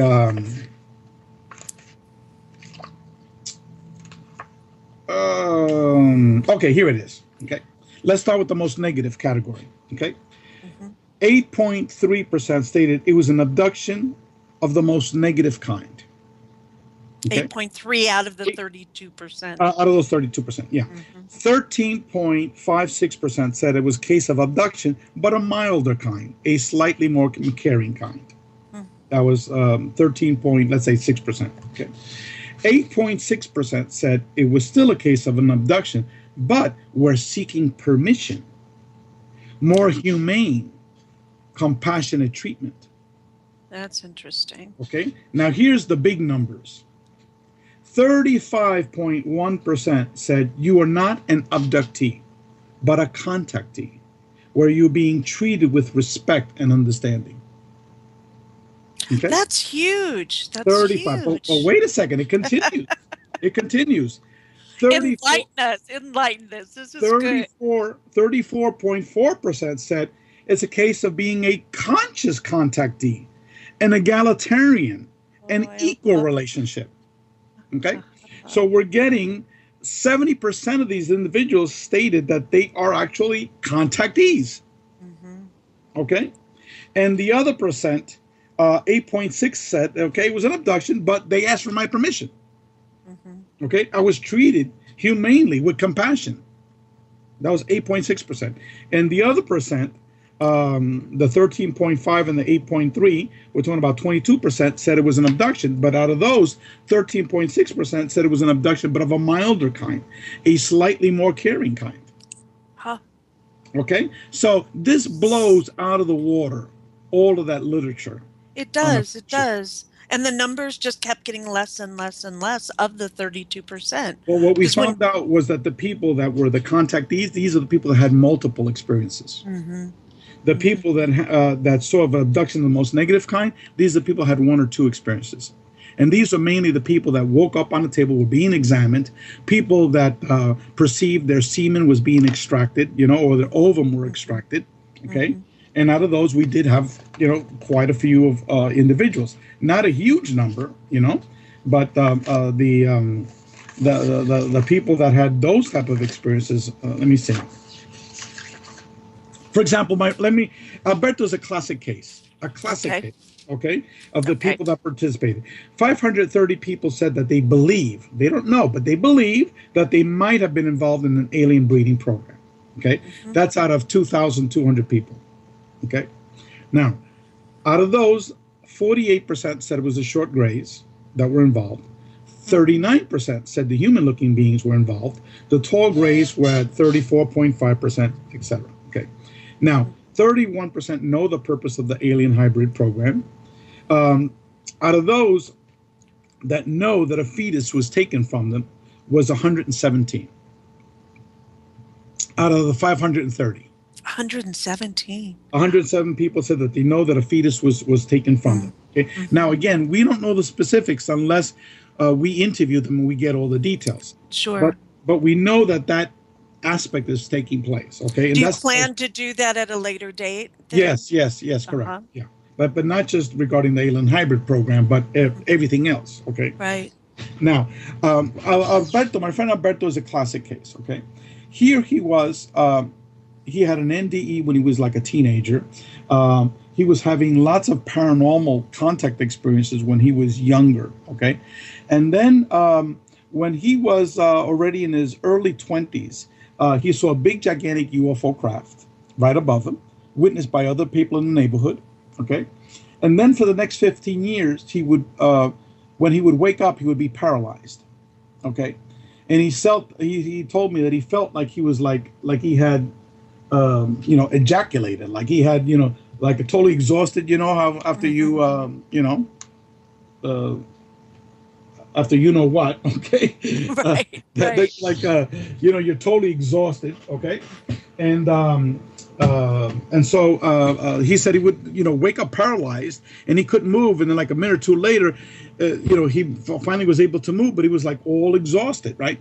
And then what had happened was that he had no experiences during this 15-year period. And then one year, he and his wife were staying at a hotel on the top room that was all windows all the way around, okay? And all of a sudden, he felt like an earthquake. The whole building shook. The windows were shaking. All lights were going on and off, And then his wife went and covered the child because they thought it was an earthquake. And then all of a sudden, his wife saw very, very quickly a little tiny creature, and then she was knocked out, okay? What Alberto described, it was a short gray. He had never seen or interacted with a short gray before. The short gray came and told him, thank you, okay, because you had agreed to donate sperm to us. We were a species that needed that sperm because we were a dying species, and your donation helped us. So we're coming to say that we're not going to need you anymore, and we're coming to say thank you, okay? And he told me that he perceived that it was female, okay? And that it was very, very short and tiny, like 3 feet tall, like a typical short gray, okay? Now, it was after that experience that all of a sudden Alberto had like an atomic explosion of experiences over the next 10 years, okay? Almost nonstop. And that's where all of these experiences with these human-looking beings started taking place, okay? So you get to see the interaction between how the short gray was like the lead-in, and then all of these other contact experiences resumed afterwards, okay? And his example is very, very typical. A lot of the experiences with so many people, the first introduction was a short gray, okay? But then when these experiences stopped, many of these people remained traumatized because they only had 1 or 2 experiences, okay? Now, there's this other lady here in Miami, another friend of mine, Alina. She saw a gray when she was young, okay? But she wasn't scared, okay? She saw it once, and it was like, it was a neutral type of experience. But then all of a sudden, she became very empathic, okay? She's now into, healing, esoteric literature, meditation, deeply, deeply spiritual lady, and she's had paranormal type of experiences, okay? So the grays seem to be sort of like an introduction for a lot of people. Not for everybody, but for many, many people, especially the ones that later on gradually built into calling themselves contactees. From an abductee to a contactee. Correct. That's that transition. I think I told you earlier that when we asked all of these people to describe their first few experiences, 39% of them said it was mainly negative. Okay, 39%. Okay. Later on, that number transitioned to 15%. Okay, over change. Okay. Now, again, these are things that these so-called researchers in ufology, they're out on the lecture circuits, that are getting $15,000 to appear at all these lectures. These people are totally clueless of what's going on. Okay. Because why? Because no one has ever done this before. Okay. But yet we have the data, and it's totally going to revolutionize the field of ufology, because it's never been done before. We're not attacking these other people. But what we're saying is that, look, you're going around acting like you're the world's leading expert in this stuff, And maybe you were, but there's a new game in town. Yeah, I mean, your information came from individuals, that you've interviewed here and there, that type of thing. But again, that's not scientific information, What we've got here is, from thousands of people from all over the world in multiple languages. And they're all saying the same thing. There's no difference from, the German research data, from the Spanish research data, from the English research data. It's all consistent. Our statistician also compared the data along geographic areas. Like, for example, the United States was one group, Canada was another group, England was another group, all of Europe was another group, Australia was another group. And he compared how the responses compared with all of these other groups. And what he said, it was all consistent, you know. So it's established. You've established that. Established that. It was consistent. The same type of numbers were coming from Australia. I was coming from England. I was coming from Canada. I was coming from the U.S., you know. So, and in Spanish, in the Latin American countries, it was even more positive. Much more positive. It was like 5% were negative experiences. Okay. And again, a lot of that can be because Latin American is very, very acceptance of UFOs. Much more so than much more. And the contactees. Also, those people down there have not read David Jacobs. They have not read Bud Hopkins, David Icke, you know, the evil, dreaded reptilians, you know. They're not familiar with that literature, you know. And so they're not biased. They're not tainted, you know, with that type of history. So they're more open-minded? They're open-minded, and they're just going with what their experience was, not with what they read, okay? But anyone that's had an experience like I did, you immediately go to the internet. And for the first few months, I thought that everybody was having all these negative experiences, and I'm the only one that my experiences was positive, you know? And then when all these experiences continued, and like a year later, I finally started talking to people, you know. Mary Rodwell introduced me to other folks, and then once we started FREE, then, you know, I speak to, you know, to 5 or 10 experiencers a week now, you know. People call me up, you know, mainly for support stuff, you know, just wanting to pick my brain and to talk to me. But and you're hearing very consistent stories. And can you talk a little bit about your experiencer support that you have there on experiencer.org? Yes, that if you have had an experience and what they can do with that experience to get help and support. Sure. Even though, like in my case, my experiences were very, very positive, it's still a traumatic experience. For over a year, I had no one to talk to. So, you know, part of you thinks that you're going crazy, you know? A part of you does. That's normal. That's normal. And then later on, I mean, now I tell everybody. I mean, people at church, friends of friends, I tell everybody. And lo and behold, everybody's got a story. You know, well, and once you tell your story, start to tell your story, it's so many times the other person opens up then and tells their story. That's the point I'm getting at. It just I'm not a Catholic person, but my wife goes to church now, not every week or twice a week like she used to. Now it's like once every 4 months, whatever. But we still have friends that, you know, part of the Catholic Church. And I've identified 5 people that have had near-death experiences from the Catholic Church, 3 people that are having consistent OBEs, okay, and a whole boatload of people that have had UFO-related contact, and also orbs, especially orbs, okay. So, and this is from our church, okay. This is just your normal, everyday. So it's everywhere. My next-door neighbor, okay, this lady has been aboard a UFO, her 2 kids have been aboard a UFO, and her father. Okay, this is a college-educated lady. She's in her probably early 60s. Her husband is a full partner in a law firm. Okay, and after she one day, all of a sudden, just a little story. Our Nana, our dog, finally died like a year later, and it was like Cinderella. She lasted for a year, and all of a sudden, quickly, she reverted back to being paralyzed. And so, like several months later, we got a little puppy, and the puppy got lost, and my wife wasn't there, and I was running around in our cul-de-sac trying to get our puppy. And so the neighbor helped me and picked her up. And so something in my head said, tell her, you know, tell her. And remember, that was during that period that I was having all of these experiences, you know, these precognition, and I was able to identify experiencers, you know. So I got this sense, I need to tell her. So I told her, hey, you know, right between us, our neighbor on top of Pablo's house, my daughter and I and these 3 friends saw this huge, gigantic UFO, you know, a couple of weeks ago, right? And you want to come over and barbecue, right? In the same breath. And so we told her what had happened inside our living room, the whole works, and she looks at me like super strange, you know? And I told her about the NDE stuff, whatever, and she said she's had all of them, okay? And that both her kids have had multiple conscious memories of being aboard a UFO craft with her and her father, okay? And she just went into all her details. She even had an NDE when she was young. And so I was telling her that, you know, I suspect, because the data was coming in no, this was a year after my experience. It was a year later.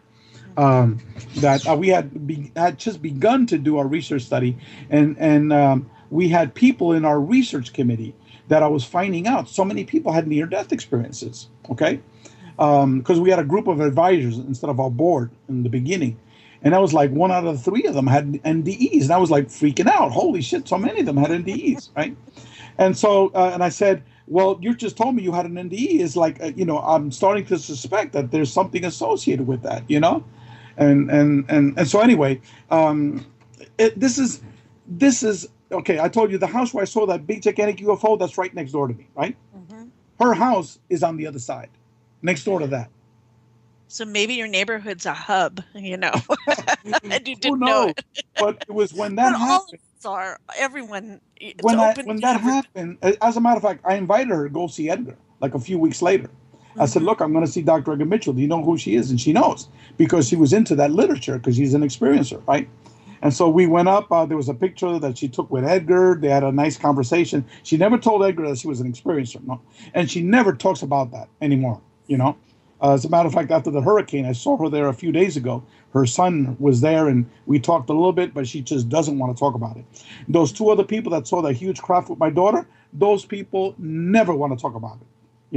When I bring it up, they look at me like with a weird face, like, you better not go there, There's lots of people. It depends on my mood if you're going to, respect that or not, Yeah, no, and I respect it, because those people, these are hardcore Catholics, those friends of ours, and you have an experience like that, it just totally blows your reality. It does, and it takes, each of us has our own time to work with that, so we can work it in our own paradigm as well. Yeah. So let me ask some questions about spirituality. We asked lots of questions about spirituality, okay? Interesting statistics, okay? 83% believe that there is a connection between non-human intelligent beings and the spirit world. 83%. That's huge. That's huge. Huge. 89% believe that there's a connection between non-human intelligent beings and the paranormal. Well, we all know that as experiencers, okay? That's why it's at 89%. Right. 75.4% believe that there's a connection between non-human intelligent beings and reincarnation. Isn't that interesting? That's interesting. Okay. 26% received a message about reincarnation from these beings. 31% were given a message about, quote unquote, God or a universal creator by these beings. Okay. 30% were given a message about the death process in the spirit world. Okay. 58% believe that they have interacted with non-human intelligence beings in their past life. Well, that makes sense. Okay. All right. Never thought about it, but that makes sense. Okay. 97% believe that non-human intelligent beings can actually travel to other dimensions. That they're not just terrestrial. Okay. That they're interdimensional beings. Right. So there's inner, and then there's the another term for that as well. Is it extra dimensional? Correct. That's extra dimensional, multidimensional. Correct. A multiverse. Okay. That also what we in Free, most of these people, as I told you, we've got most of these people have been in this field for over 30 years. They believe that there's a whole diversity of intelligence. Yes. From the physical type of beings to the non-physical type of beings. Okay. That some of these physical beings might have, billions of years ahead of us. Okay. Might have the technology or whatever, the wisdom of going between the multiverse. Okay. That there's other beings out there that, can be perceived as angelic, for lack of a better term. Well, your wife proved that, Correct. I mean, just think of this, Barbara Jean. Just think of this. Here I was outside, killing time. Had seen a video of this guy, Prophet Yahweh, calling down a UFO craft. And I said, what the hell? I got time to kill, and I started calling down a craft. Okay.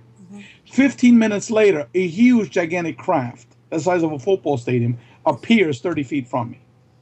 So you get what you asked for.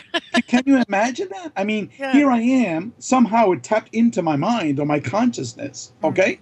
And boom, you wanted to see us? Here we are. And it's not like a little tiny object. This is They huge. made sure it was a for sure that you see it.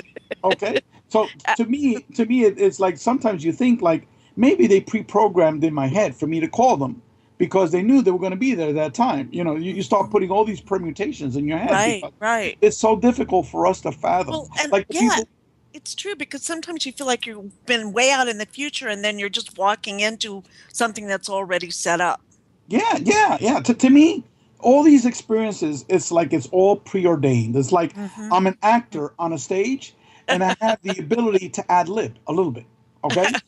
But at the end, everybody knows what the hell is going to happen at the end. You know? Right. It's all about, we're going to bring it all the way full circle, awareness and consciousness. Correct. And so, I mean, I could go on and on with some of this data, but let me go over some other categories. Okay.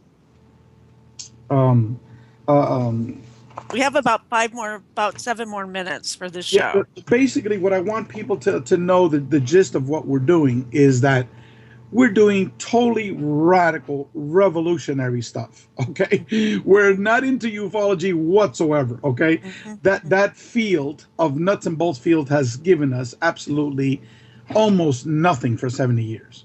Okay, what really has it given us? Okay.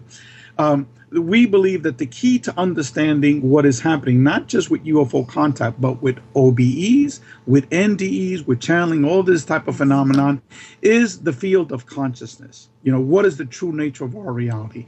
And how do we as humans interact with consciousness? Okay, that is the key to understanding this. And we believe that by deeply researching the experiencers of all these different contact modalities, by truly understanding and doing cross-comparative studies of the experiencers, that will give you kernels, okay, little nuggets about consciousness. For example, we found out all these people are traveling to other dimensions, like my friend Alberto. He was brought to another dimension. He was shown his family, but in another dimension, totally different. They look totally different. He said they were very, very tall beings that they look black. They were human-looking type of beings, but they were black and they were tall, and they were like, that was his mother and father, you know? And he was given information about them, and they interacted with them, you know? This is all conscious, okay? We literally have over 1,000 people that are being brought to other realities, not through out-of-body experiences. We're talking through conscious experiences and having contact with non-human intelligence. Now, what does that tell us about consciousness? What does a near-death experience tell us about consciousness? There are literally thousands of people, tens of thousands, maybe hundreds of thousands of people all over the world that are going out of body. They pop out of their body, they see their body underneath, okay? They're able to control the out-of-body experience. They go multidimensional hopping, okay? Everywhere they go, if they want to, they can interact with non-human intelligence in all of these different dimensions. Okay? And so with that, then, it changes your whole perception of what it is to be human. Correct. It tells you that, look, nuts and bolts ain't going to take you there. Okay.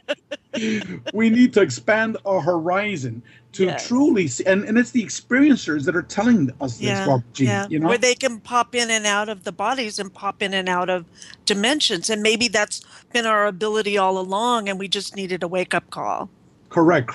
These are all the type of things that are being posed to us. I mean, right now, Edgar used to tell me so many times, and this is our position, that we know the equivalent of 1 grain of sand in an entire beach.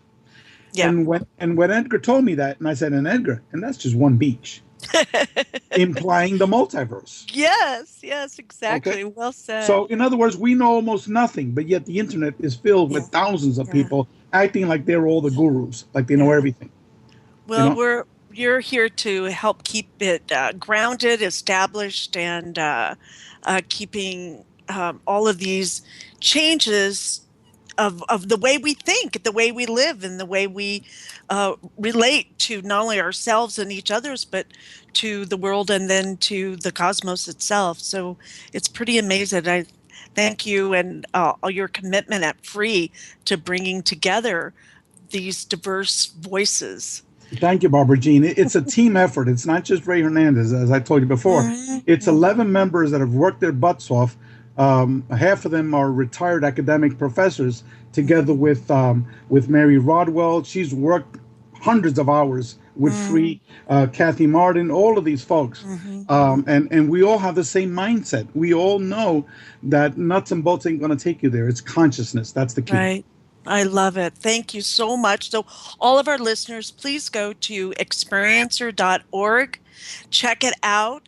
There, it's broken down beautifully, so you can go through it. If you have any questions, you can contact them.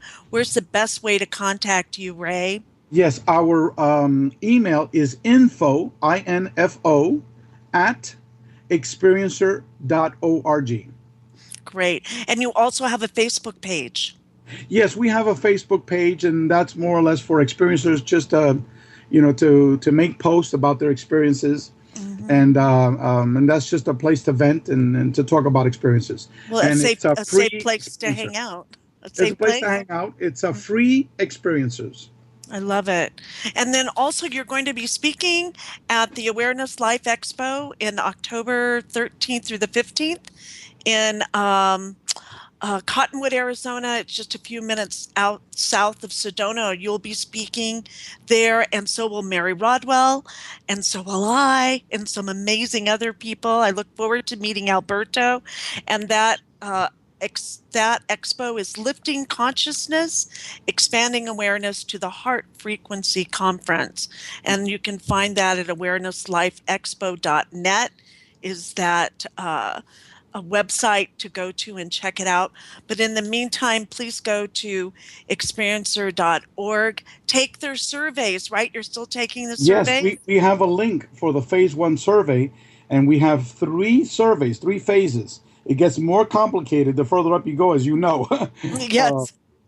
So this is an extensive survey, and done by our academics, done by professionals, and it's all confidential. We don't ask your name, your address, social security number, date of birth, nothing to identify who you are. It's completely confidential.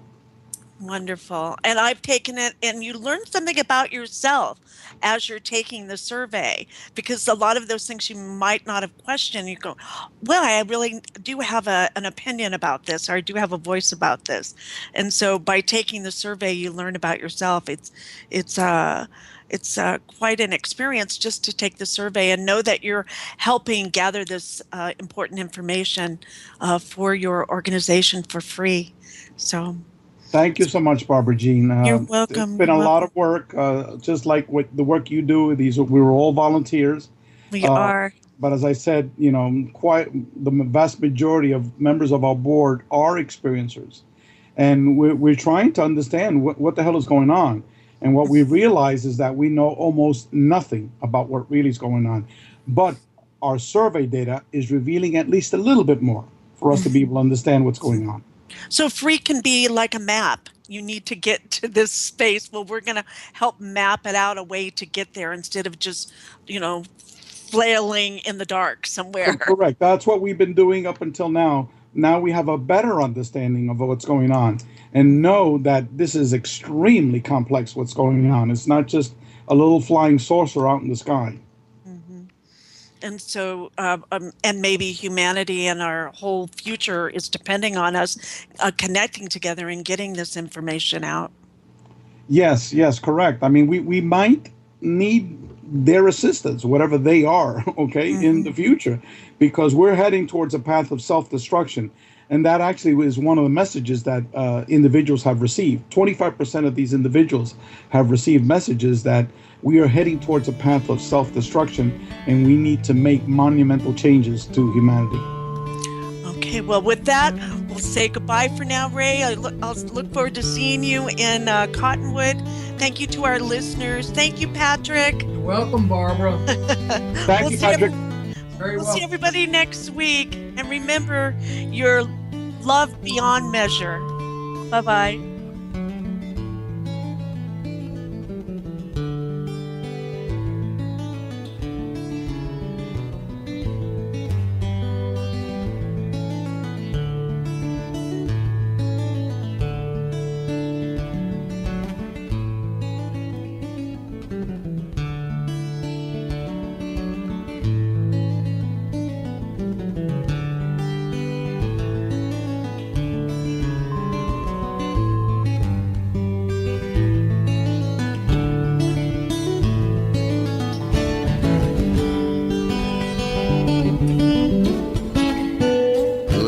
Revolution Radio at freedomslips.com, and we'll be right back after this message.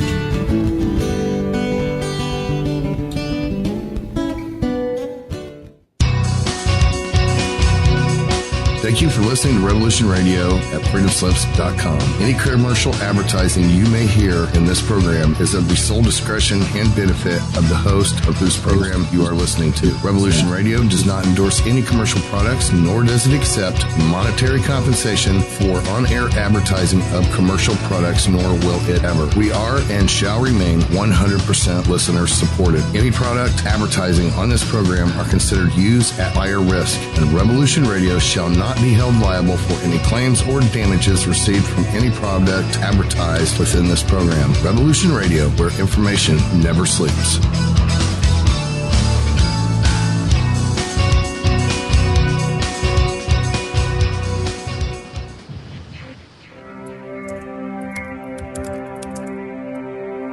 Most guys freeze.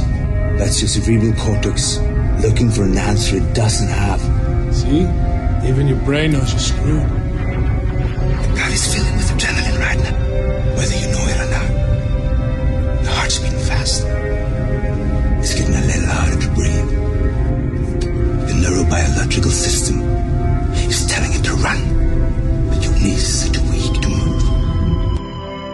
Fear is not real. The only place that fear can exist is in our thoughts of the future.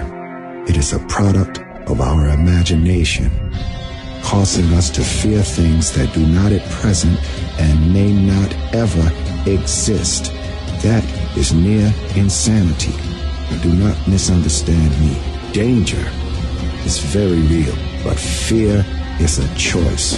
We are all telling ourselves a story.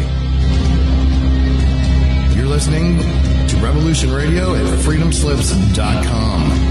100% listener-supported radio. Reporting to danger. Unafraid. Right here, where information never sleeps. Revolution Radio.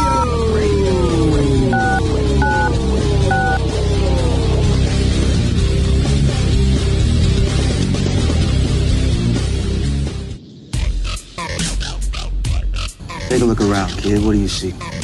Homes being foreclosed. People working 2-3 jobs just to put food on the table and still drowning in debt. Don't get me wrong. This country was founded on great ideals and principles.